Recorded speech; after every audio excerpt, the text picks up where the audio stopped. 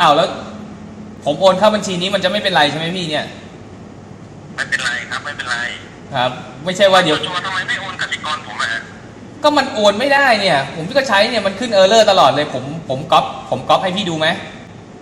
ก๊อปหน้าจอให้ดูไหมไม่แล้ว20มันก็นานเกินไปนะนี่รอมานานแล้วนะฮะพอดีไม่สบายไอ้แฟนเขาไม่สบายใจเขาหมดอ๋อไม่เป็นไรพี่เอาเบอร์โทรผมเนี่ยเข้า Google ได้เลยเดี๋ยวพี่ก็เจอว่าผมเป็นใครนะครับ